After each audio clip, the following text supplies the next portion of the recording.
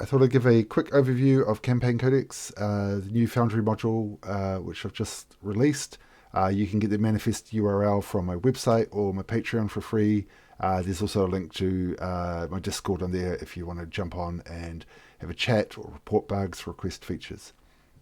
Campaign Codex adds the ability to add 5 new sheet types to your journaling system. It doesn't interfere with the Foundry's core journaling system. This is kind of on top of that. You will notice when you open up your journal panel, you get a few new buttons at the top and a couple down the bottom. The ones down the bottom I'll explain. They're for exporting and importing. Up the top, we've got buttons which will create a region sheet, a location sheet, an entry sheet, which is kind of a place of interest, a shop, a dungeon, a room in a dungeon, whatever you want. Then we've got NPCs and group sheets. And then you also notice we've got folders here which can be enabled or disabled. By default they're on and they organize everything into folders for you. So to create something, you just click on one of the buttons and you will get the chance to put in a name before you create it. You can click the create button and you will end up with a sheet on your screen. All of the sheets have some shared features. They've all got an info tab, and you can get in here and edit the text in here. If you're running D&D 5e, once you've put the text in, it will style it out to the D&D 5e style. If you're not, it'll just be the Foundry default style. So as you can see, we've got the type in there. You can put images or whatever in there. And we've also got the notes. These will not be visible to player users. And again, you just jump in and put in whatever you want. And you can have your private notes going there. If you press this gold camera button here, you can choose an image to have as a cover image. But that can also be populated when you drag a actor from the journals, from Foundry's actor panel onto here. That will put in the cover image from that actor sheet. You can override it again by clicking on that and selecting an image if you don't want that one there. So yeah, with the NPC sheets, you've got the info tab. You can link an actor just like we did. You can unlink it. You can open up the NPC sheet. You can also drop that actor to the map by pressing the button and placing it on the map. From within that, you've got locations that they might be directly associated with, or locations that they might be linked through via entry sheet that you've dropped on here. And then you can also link other NPCs if you've got an association. So we will go through that. We'll grab an entry sheet. I've got one here. So we've got Barthen's Provisions, obviously his store. So we'll drop this here and I'll move this over. So we can jump over here to now the entry sheet. The entry sheet, much like the others, you can change the image. On the info sheet, you can set the location, and that is just simply by dragging and dropping in a location, and that will set it here. You can drop a scene onto an entry, which will open up the map. You can choose to hide the inventory, and within the inventory, you can set a markup. You can make it a loot mode only. We'll drag a couple of things here so I can show you the difference between loot and a shop. So you can set like the markup price, and that'll change the pricing there. You can add the quantity, set it to 0. If it's loot mode, it won't show the pricing. But you can also open up the item sheet, and you can also send it to player characters, so it'll appear in their character sheets. Then within entries, you have NPCs. NPCs are people who are in this location or directly linked to this entry, and again you can drop them to the map from here. And then you've got your private notes, And then also you have some quick links, and the quick links are anyone who's directly linked to the sheet. So as you can see, he's in Fendelin, and now you can see, if we go to locations, that Almar is in Fendelin. He's linked via Barthen's provisions, and that's the kind of entry that he's in. We can also directly link him to Fendelin, and you'll see that direct link is kind of overridden the link through the entry, but if we removed that, it would still show that he was in Fendelin. We can link him to other towns directly as well. There's kind of no limit to that. But if we jump over to Fendelin, you will see these location sheets. The same kind of layout. You've got the NPCs who are directly linked. So we've got Gundren, who's been linked in directly. I've set up the Town Master's Hall, which has got Sildar in it.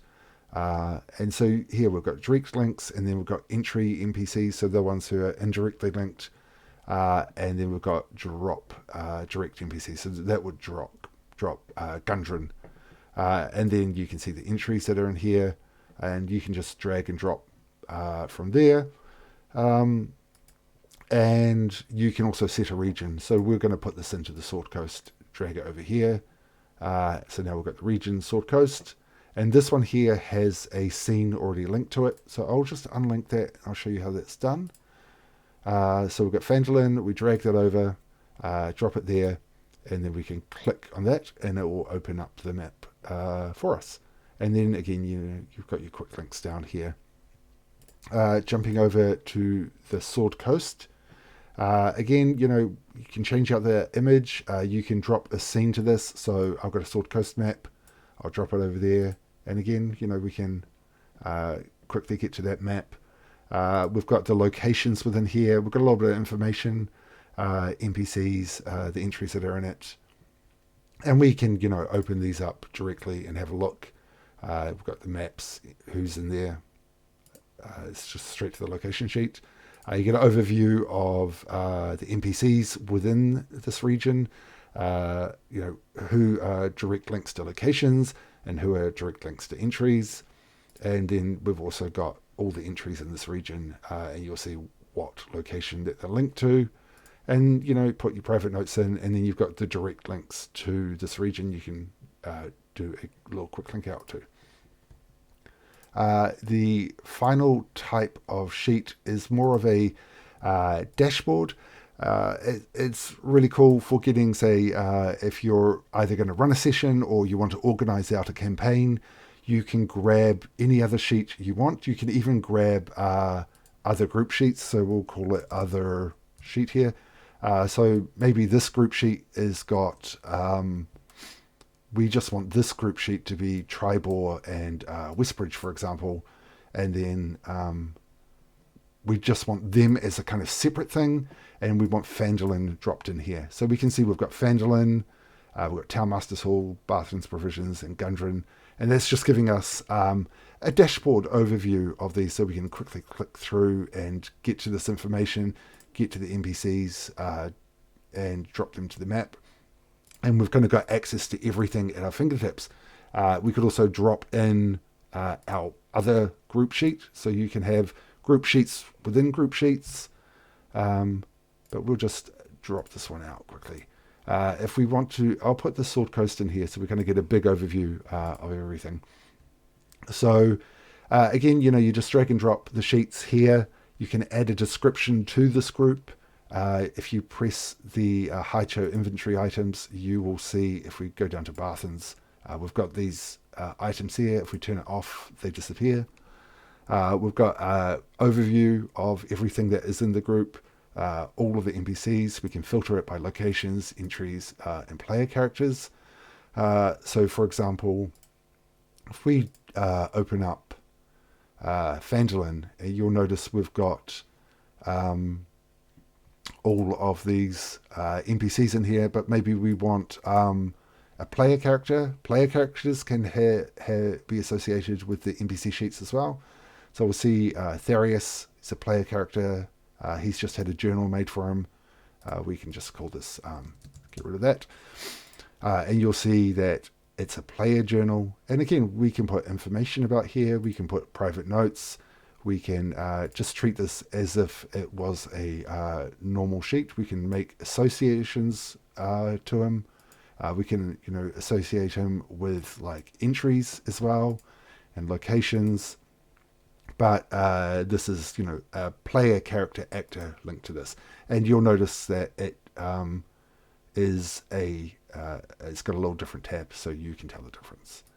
And again, so if we went to NPCs up here, again, all NPCs, we've got Therius here in Phandalin, and if we press player characters, you can see we've got that. So if your player characters are quite integrated into what's going on, you want to kind of keep tabs on that or keep some separate notes, it's quite easy to do. And again, we've got our inventory. We've got Barthen's Provisions, the only shop here at the moment, but we could jump over to Tribor. We've got the Happy Horse Ranch. It's a shop. You can hide the inventory so it doesn't show up. So inventory, we'll drop a shield on here. And then so now you can see we've got 2 shops here. And you can jump out.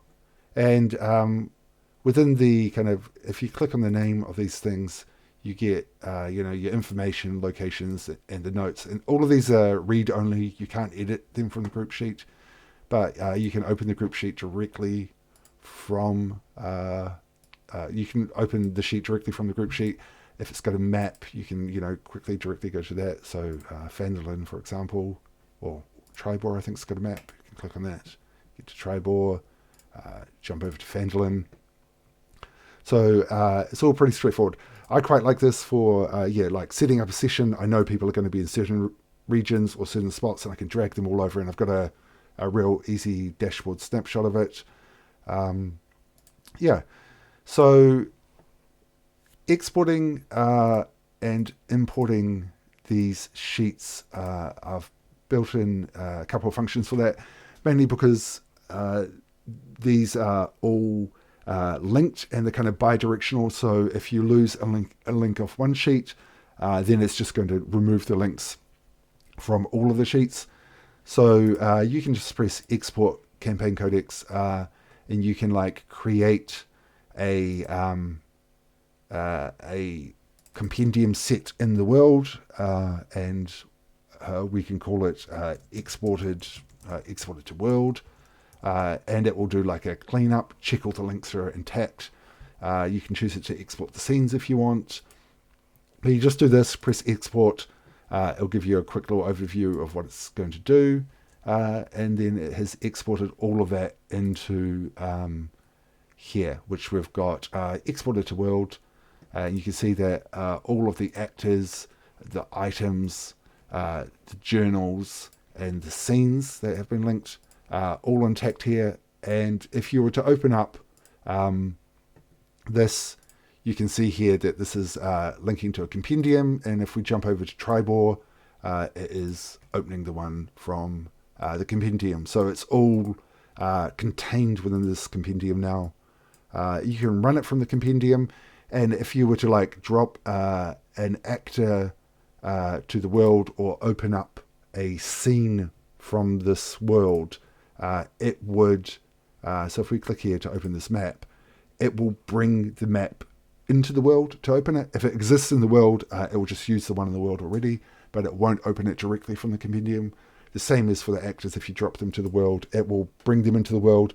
If they exist already in the world, it will just use the one which already exists in the world. But you're not going to be, you can't open those things directly from the compendium. You can also export to a module, and you see here my new module. And if you look down here, we've got this one here, which I quickly created in the dashboard of Foundry.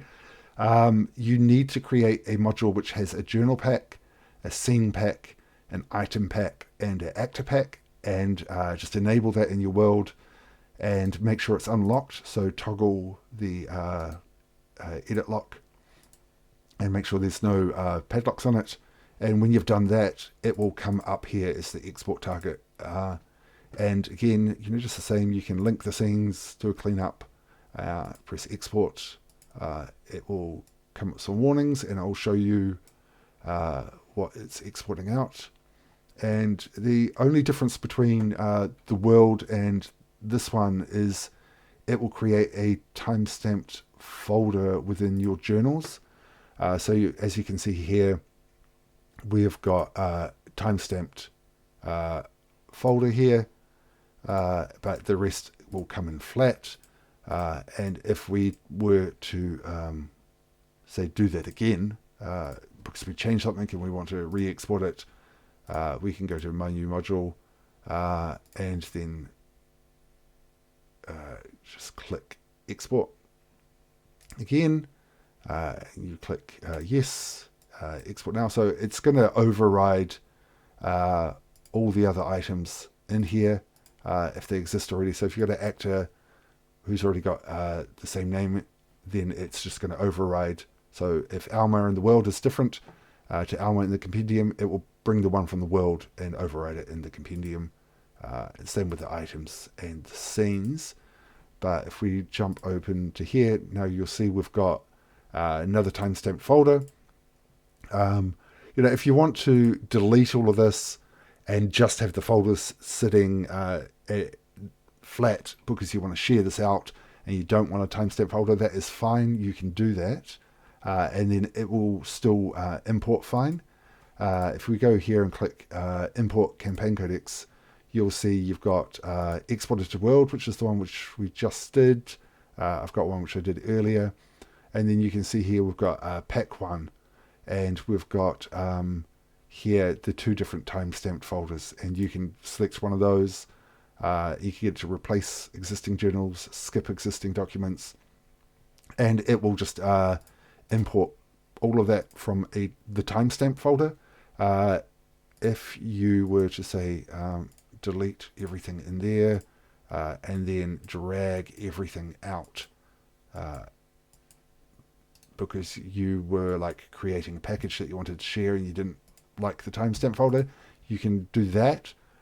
Press import and you'll see here it's just pack 1 and that will import fine. You just do the same and it imports. There are some core settings you can change as well. If we jump over to configure settings and down to Campaign Codex, you'll see this organize in folders feature, which are these 5 folders here. If you disable that, it won't create those in startup and you can do whatever you want. You can create subfolders within this and do your own organization. That's absolutely fine. Item price path and item currency path, they just where the system is looking for the price of items and what denomination you might be using. So if you're not using D&D 5e, you might want to change that. The welcome message disabled, that's a welcome message that will pop up with a little bit of information and link to Discord and stuff. If you need to see it again, just uncheck that. And then we've got reset item to defaults, which is which will change these two values. The only other thing is we've got a context menu.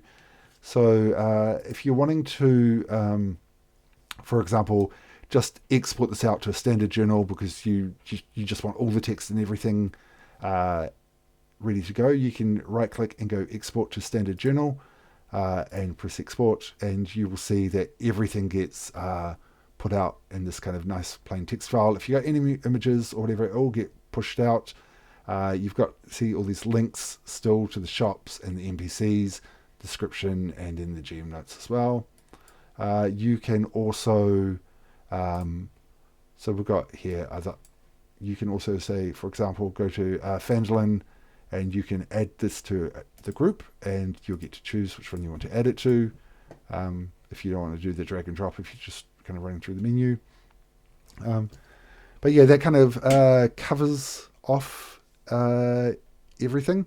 Like I say, jump onto my Patreon, my Discord, let me know what you think, what features that might be missing, what bugs you've kind of come across. Yeah, thanks.